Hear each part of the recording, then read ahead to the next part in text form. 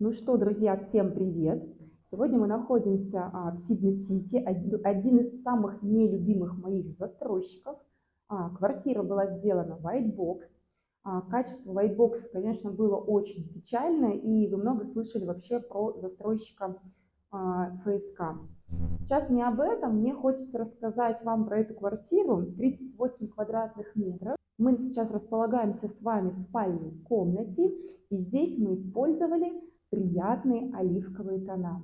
И сейчас хочется немного детальнее вам показать, какие у нас стены.